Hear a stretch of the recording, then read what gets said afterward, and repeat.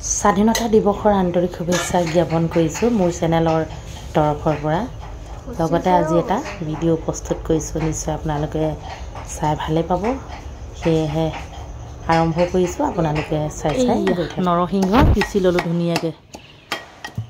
এইফালে আমাৰ আধা মানে ক'লা আধা বগা খুন্দনাত পিচি আছে নহৰু আদা।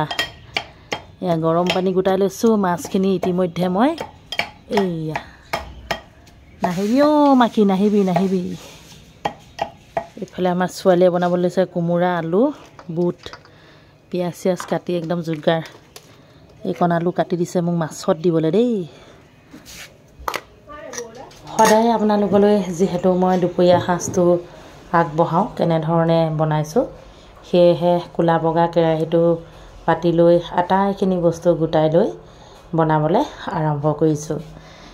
লোকেল মাছ, একেবাৰে থলুৱা মাছখিনি প্ৰথমতে এতিয়া মই ভাজি ল'ম। সেয়েহে তেল জোখমতে দি লৈছোঁ। কেৰাহীকেইটা অলপ পুৰি দিছিলোঁ, মানে ধৰক কিবা কিবি জাবৰ জোঁথৰ গোটাই মানে চফা হ'ব বুলি, বেছি ক'লাহে হ'ল। একো নাই, এতিয়া মাছখিনি ভজা হৈ গ'ল। এতিয়া মই আলুখিনি ভাজি আছোঁ। ইয়াতে এতিয়া দুটামান বস্তু যোগ কৰিম। আলুখিনি মই প্ৰায় ৰঙা কৰি লওঁ, যিহেতু কালাৰটো ধুনীয়া হয়। ৰঙা কৰি ল'লে মানে এয়া আদা নহৰু দি দিলোঁ। খুব চিম্পুল বনাইছোঁ নৰসিংহৰ লগত।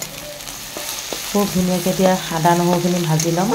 এনেধৰণে বনালে খুব ধুনীয়া হয়, মানে গোন্ধটোও ভাল লাগে, কালাৰটোও ধুনীয়া হয়।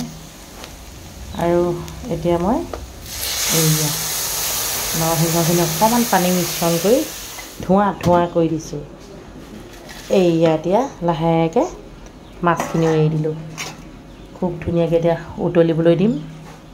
যিমানে উতলিব সিমানে খাই ভাল লাগিব। চাওক ধুনীয়াকৈ উতলি আছে। ভোট জলকীয়া দুটা দি দিলোঁ, যিহেতু নিমখত থোৱা ভোট জলকীয়া ঢেৰ আছে মোৰ ওচৰত, সেয়েহে দুটা পেলাই দিলোঁ। ধুনীয়া গোন্ধাইছে। আৰু লগতে এতিয়া সকলোকে ভাগ বিতৰণ কৰি দিলোঁ। নিজেও কাঁহীখন সজাই লৈছোঁ। কেনেকুৱা লাগিলে জনাব। আটাইকে বাই বাই, আকৌ লগ পাম।